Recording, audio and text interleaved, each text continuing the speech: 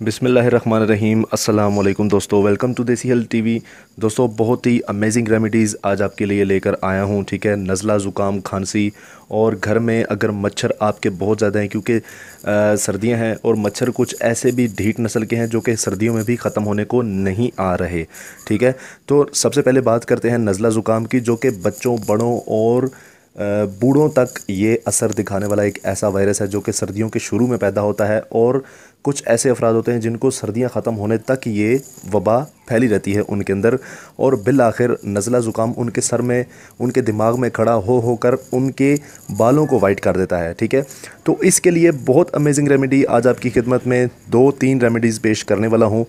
आपकी तवज्जो चाहूँगा। ठीक है, सबसे पहले मैं आपको एक नुस्खा बता देता हूँ जो कि ख़ुद का आजमाया हुआ है। ठीक है, फैमिली में आजमा चुका हूँ और बहुत सारे लोगों को भी दे चुका हूँ। ठीक है, तो आइए चलते हैं, मैं आपको वो बता देता हूँ, फिर इसके बाद मैं आपको मच्छरों वगैरह के बारे में भी बताऊँगा सारी टिप्स। ठीक है, तो सबसे पहले दोस्तों इंग्रेडिएंट्स मैं आपको बताता चलता हूँ। दोस्तों, ये सामने आपके पड़ी हुई है कलवंजी। ठीक है, कलवंजी को मैंने पीस लिया है। कलवंजी किसी भी जगह से बारियात मिलने वाली बहुत आम सी चीज़ है।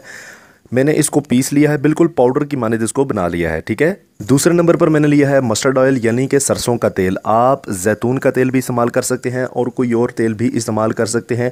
ठीक है, मैंने यहाँ पर मस्टर्ड ऑयल लिया है। ठीक है, अब आपने करना क्या है दोस्तों, एक फ्राई पैन लेना है। ठीक है, फ्राई पैन में आप तकरीबन से तकरीबन आधा कप मस्टर्ड ऑयल का उसमें डालिए। ठीक है, और ऊपर से तकरीबन 2 से 3 चम्मच कलवंजी के, ठीक है, उसमें शामिल करके, कलवंजी के पाउडर के, ठीक है, उसमें शामिल करके उसको अच्छी तरह से आप आपने बिल्कुल इसको जला लेना है। तकरीबन 5 से 6 मिनट के लिए अच्छे से इसको आपने पकाकर बॉयल करके जला लेना है। फिर इसके बाद आपने इसको छान लेना है। ठीक है, मैंने इसको बनाया हुआ है, मैं आपको बता देता हूँ किस तरह का दिखता है ये आप देख सकते हैं दोस्तों। ठीक है, मैंने इसको छाना है, पहले ऑयल को जलाकर, ठीक है, अच्छे से कलवंजी के अंदर इसको मैंने जलाया है, फिर इसको मैंने छान लिया है। ठीक है, कलवंजी का जो पाउडर था वो अलहदा हो चुका है, जो एक खालिस ऑयल था, जो एक रस था, वो मेरे पास निकल आया है। ठीक है, अब मैंने क्या करना है, आप लोगों ने क्या करना है, तमाम लोगों ने, तमाम सब्सक्राइबर्स ने क्या करना है, इस गंदी सर्दी में, खुश्क सर्दी में आप लोगों ने रात को सोने से पहले इसके 2 ड्रॉप्स, ठीक है, एक सुराख में डालिए नाक के और दूसरा दूसरे सुराख में डालकर आप सो जाइए। जब आप सुबह उठेंगे, इससे आपका ये होगा, रात भर में आपका नाक बंद हरगिज़ नहीं होगा, क्योंकि कलवंजी इसमें ऐड हो रही है। ठीक है, और आपको तकरीबन 3 दिन के अंदर, 3 दिन रेगुलर आपने यूज़ करना है, ग्रंटेड है, 3 दिन के अंदर आपका फ्लू, नज़ला, ज़ुकाम, खांसी बिल्कुल रफ़ा दफ़ा हो जाएगी और आपको किसी भी किस्म की तकलीफ़ नहीं होने वाली। और इसके आपके नाक के अंदर के जो रगें हैं वो भी खुलेंगी और आपको सुकून पहुंचेगा आपके दिमाग को भी। ठीक है, तो आइए चलते हैं दूसरी रेमेडी की जानिब, जो कि है दोस्तों वो भी नज़ला ज़ुकाम के लिए ही है। उसके लिए आपको सबसे पहले लेना है दोस्तों लेमन ग्रास। लेमन ग्रास एक ऐसी चीज़ है जो कि किसी भी जगह से बासानी बारियात मिल सकती है। ठीक है, लेमन ग्रास आपने लेने हैं, इसके पत्ते होते हैं, ठीक है, जैसे कि आपकी स्क्रीन पे शो हो रहे हैं, इस टाइप के होते हैं। और दूसरे नंबर पर आपने लेनी है दारचीनी। ठीक है, दारचीनी आपने लेनी है। और तीसरे नंबर पर आपने लेना है शहद और चौथे नंबर पर आपने लेना है लेमन। सबसे पहले करना क्या है, एक बॉयल कर लीजिए पानी। ठीक है, उसमें आप तकरीबन 2 चम्मच, ठीक है, 2 चुटकियाँ आप भरें लेमन ग्रास की और उठाकर उसमें बॉयल कर लीजिए अच्छे से। और तकरीबन 2 से 3 टुकड़े दारचीनी के उसमें ऐड करके अच्छे से उसको 15-20 मिनट के लिए बॉयल करिए, ढक्कन बंद करके। ठीक है, फिर इसके बाद उसको उतार लीजिए, थोड़ा सा ठंडा हो लेने दीजिए।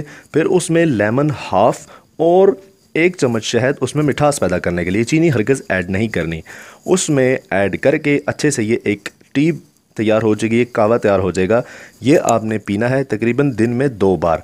ठीक है, दिन में 2 बार इसका इस्तेमाल करिए। 2 दिन में नज़ला ज़ुकाम बिल्कुल आपसे किनारा कर जाएगा, क्योंकि ये गर्म होता है बहुत ज़्यादा। ठीक है, आपको अंदर से तफ़हीम पहुंचाएगा, आपके नसों, फेफड़े और आपके गले को बिल्कुल फ्रेश रखेगा और आपके अंदर से जितना भी नज़ला ज़ुकाम होगा उसको सुखा कर ये फुजले के ज़रिए बाहर निकाल देगा।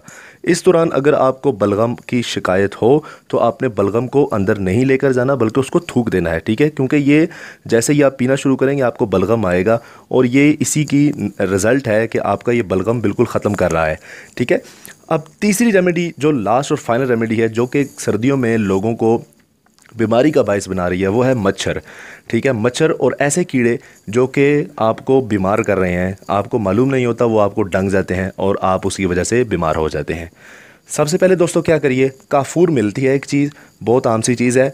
काफूर आपको किसी भी पंसार स्टोर से बासानी मिल सकती है। ठीक है, काफूर मुट्ठी भर लीजिए, उसको जला लीजिए।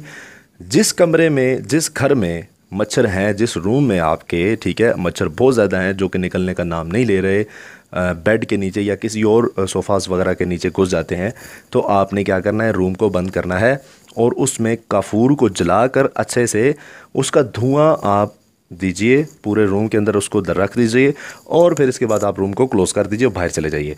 जब आप थोड़ी देर बाद आएंगे तो कमरे में धुआं ही धुआं होगा।